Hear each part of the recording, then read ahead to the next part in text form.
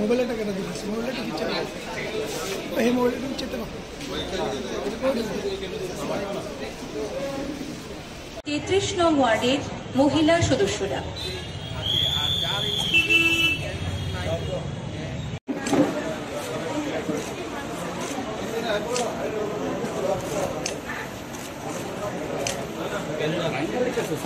এখানে বিস্তারিত আলোচনা হয়েছে রক্তদানের সুফল এবং রক্তদান কেন আমাদের প্রয়োজন, এবং যখন যখন দেখা গেছে কোভিডের সময়ও আমাদের রক্তের সমস্যা হচ্ছিল, ব্লাড ব্যাংকে যদি রক্ত ঠিকভাবে না থাকে তাহলে কিন্তু ডাক্তারদের পক্ষে এবং রোগীদের জন্য খুব অসুবিধার কারণ হয়ে দাঁড়ায়। তো কোভিডের সময় এই সমস্যাটা হয়েছিল। আবার আমরা জানি যে ইলেকশন এখন পেরিনিয়াল একটা অবস্থা, কিছুদিন বাদে বাদেই ইলেকশন হয়। তো ইলেকশনের সময় সবাই কর্মব্যস্ততার কারণে ব্লাড দেওয়ার যে বিশেষ ব্যবস্থা সেটা হয়ে ওঠে না, যে কারণে ব্লাড ব্যাঙ্কগুলোতে রক্ত স্বল্পতা দেখা দেয়।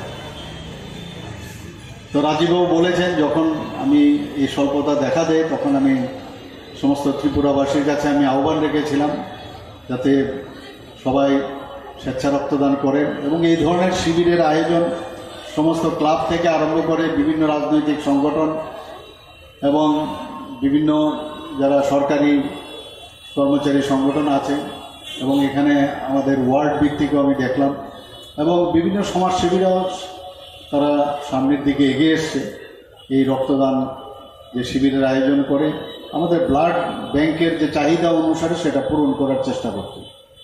আমরা সবাই জানি যে 1% ব্লাড পপুলেশনের 1% পপুলেশনের যে কোনো রাজ্যের তা মজুদ থাকা প্রয়োজন।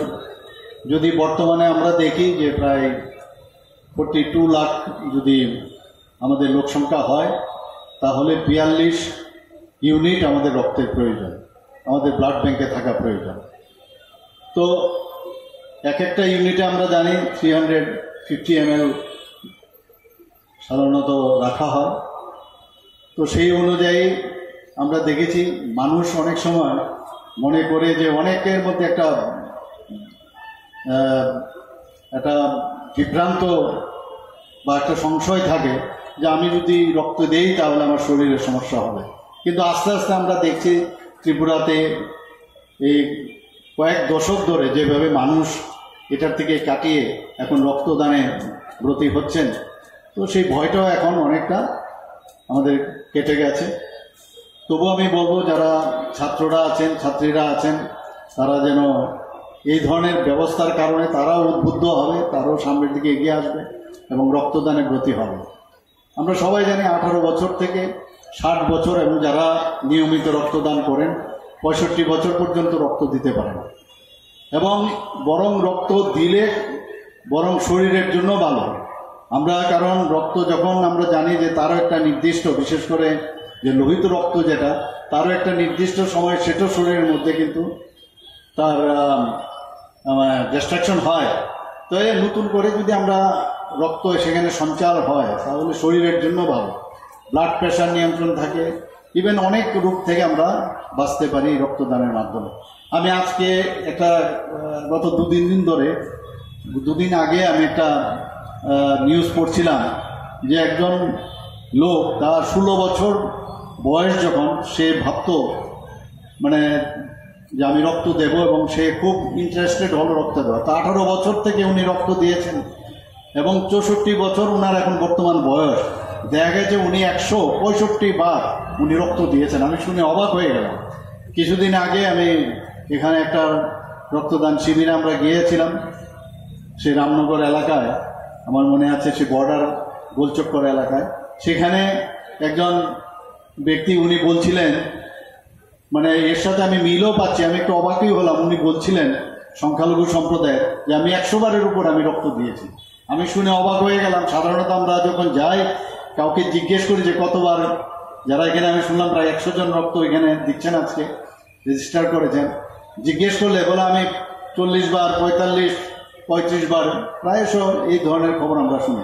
কিন্তু 100-র উপরে রক্ত দেওয়া, সেটা আমি শুনে আমি কি বললাম যে আপনার পুরো ডিটেলস আমাদের কাছে দিন। যারা ওখানে উপস্থিত ছিলেন তাদেরকে আমি বলেছি, আয়োজক যারা, যে ওনার পুরো ডিটেলস দিন, ওনাকে আমাদের সম্বর্ধনা দেওয়া উচিত, সাধারণ মানুষ জানা উচিত।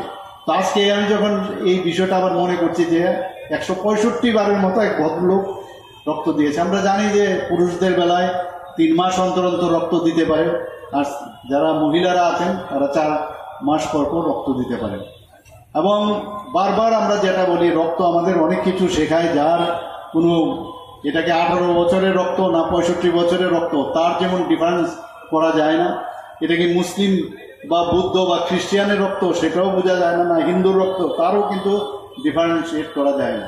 কাজে রক্তের মাধ্যমে আমাদের বুঝিয়ে দেয় আমরা মানুষ, আমরা সবাই এক, সেটা কিন্তু আমরা রক্তের দানের মাধ্যমে সেটা আমরা বুঝতে পারি।